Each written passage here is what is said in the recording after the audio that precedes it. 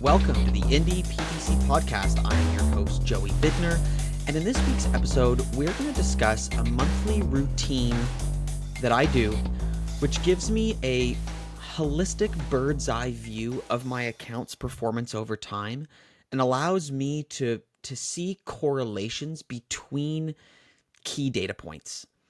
I'm going to be sharing a Google Sheet that you can have for free, and it's meant to be used as a template for you to conduct the same kind of data input and monthly routine if it works for you, so you can have this level of holistic observation. Now, this process I find is important because it is covering layout of data that's not really available in Google Ads. And it's really simple. I'm more or less going to be sharing this sheet that is just a month-over-month analysis of your key KPIs. That's pretty much it. And you might be thinking, okay, that's really simple. Why am I wasting my time listening to this? But I cannot stress enough how important this simple overview of data has been in my workflow. So I'm going to be sharing the sheet. I'm also going to be sharing my screen so I can walk you through some examples of how this kind of data observation really led to some key insights, especially when it comes to cross-platform spending. That's really the big one. So I'm going to do my best to explain what I'm showing on the screen over audio. So if you're just listening to the podcast, you should still get everything from it, and I will share the link to the sheet in the show notes.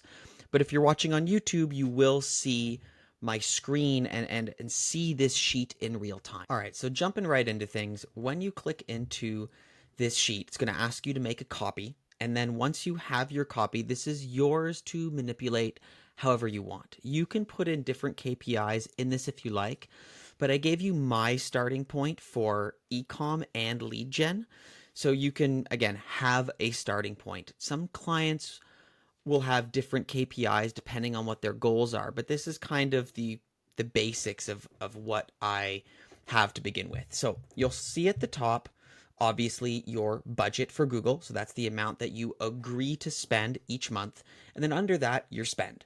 Now, even those two columns alone, I find are really helpful to track and look at monthly in this way, because not every month you hit your exact spend. Some months you spend under, some months you spend over. But what I like to do is have my spends quarterly really even out. So on months where I'll underspend, I will then overspend the next month to balance it. And sometimes when you don't look at it, again, with this bird's eye view, I'll be honest, when you manage a lot of accounts, sometimes you forget. So for example, let's say 2 months ago we underspent because of a test, or last month even, and then this month I push spend to make up for it.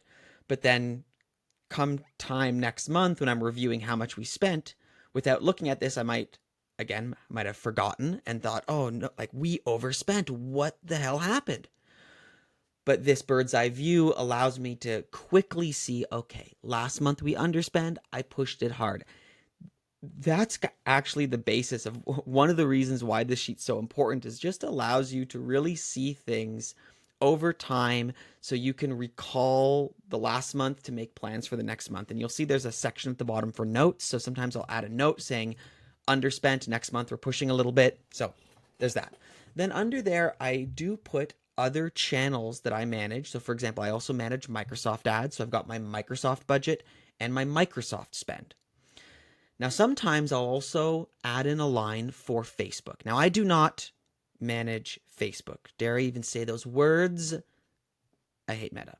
But I do like to put a line item for how much we spent on Facebook. I won't even put the values for Facebook in terms of what it attributed for conversions, but I like to see how much we spent on Facebook month to month, because when it comes to how much each of your channels spends, it's really important to see the correlation to your top line revenue numbers or your top line conversion numbers, and how those change based on how much each channel spends. So we're going to get into that more a little bit later, but just under this spend area, I will often put Meta there.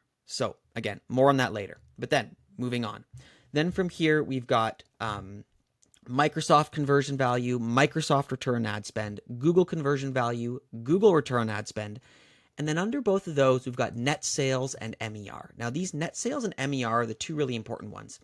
As we know, attribution is messy, right? Like every platform is just saying it got everything. So we can't fully trust what Google, Microsoft, or Facebook sometimes say they are bringing in. So I will still write down the attributed amounts for Google and Microsoft so we can just see how those change over time. But the really important one that I'm paying attention to are my website net sales and my website MER. MER is another word for return on ad spend. It's called media efficiency ratio. And it's basically all of your media spend. So that's Google, Microsoft, Facebook, divided by your net sales, the sales that you can do net or gross, whatever, but the total sales from the back end of the store. Those are the numbers that really matter. That's why it's important for us to really write down and see how our Facebook, Google, and Microsoft spends change. So I'm going to just share an example on why this matters. I have a tab here, for example. This won't be in the template, but I wanted to bring this up because this is a perfect example of why we look at it this way. So you're going to see this is a real client with real numbers. We have our MER and NCAC here. NCAC is, I've spoken about this in previous episodes, it's cost to acquire a new customer. I didn't include this in the template because you have to be able to monitor new customers, which you can import from Shopify or use third-party tools, but it's not calculatable from just those basic metrics. So I didn't include it in the template, but it is in this sheet, and you can create your own NCAC line item. But anyways, for just purposes of this example, we're going to be looking at NCAC and MER, okay? So I have this situation where I've got this client where our NCAC threshold of profitability is $300, right? And if we look at, December through May, we've got a super healthy NCAC. It's all under 200, right? And we can see with these color charts, as we started to get right past March, this is where our NCAC starts climbing. And every month it goes up, 190 to 210, 236, 237. And by September, we hit 306. So you can see the line on this item, it goes from green to red. Now, the reason why I have all the other cells colored here is because when you're just looking at numbers, it can be kind of nauseating. So I like to have color coding so I can just see, okay, if this one's going up in red, what other columns are also going up in the same level of intensity? And what we can see here is there's two. There's Google spend. Google spend went from 96,000 to 118,000. So it did grow month over month, but each month it didn't grow that much, right? June went from 95,000 to 116, July 116 to 120, and actually then went down in September because we started to observe this NCAC number growing. But when we look at Meta, this is where we can see the increase of spend was affecting this efficiency, right? If we look at Meta spend in those really lean, healthy months, Meta spend was only around 30,000. And then come May, again, remember, May was the month, May, April were the months where it started to really climb. Meta went up to 55,000 in spend, then 63,000 in spend, then 104,000 in spend, then 135,000. And the rapid growth of Meta spend correlates to this rapid growth in NCAC. And we can see this just month over month with this clean observation. Now, yes, there are some other points of data to consider here. You can see that our total sales also did increase, but it's coming at a less profitable, a rate of profitability that's no longer efficient for us. So by using this table, we could just see holistically what the culprit is to some degree for us to make some adjustments. And if I didn't have this, we wouldn't have been able to see this correlation. So you're going to see a few different tabs in the sheet that I'm sharing. Alongside this ecom sheet that we just went over, you're also going to see a lead gen sheet. Now this one has slightly different KPIs. And again, you're going to want to shape shift these to what matter to you. Sometimes each of my clients have slightly different things, but for the uses of this example, I included alongside the budget and spend, I also have leftover in here. This kind of tells you how much spend you have left over or went over. Under that, I've got clicks, cost per clicks, conversions, conversion rate, and cost per lead. So the only things you need to fill out are the spend, clicks, and conversions. The cost per click, conversion rate, cost per lead will all auto-populate. And sometimes I find it's helpful to see how either of those also shrink and grow over time. Because sometimes, yes, your conversion rate or your cost per lead might not change or grow. But if you see over the course of a few months, your cost per click slowly increasing, that means the number of clicks you're getting will slowly be decreasing, and over time, that could have an effect on the number of conversions you get. So by having a few other key pieces of data, sometimes you can catch things before they become a problem.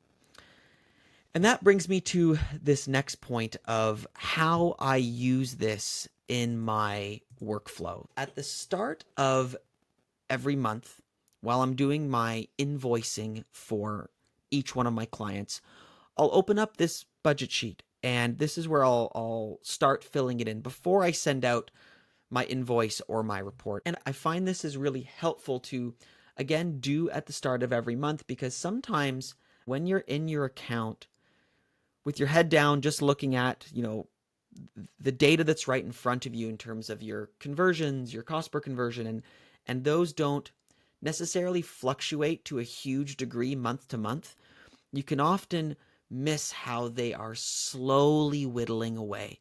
So by forcing myself to input this every month, I am forced to look at the last 12 months. And when that color line changes, you can't miss a slight shift or deviation. Whereas if you're just looking at this month compared to last month, you won't see how that trickle effect might be happening. And this is especially helpful for those smaller clients that you might not be in them every single day.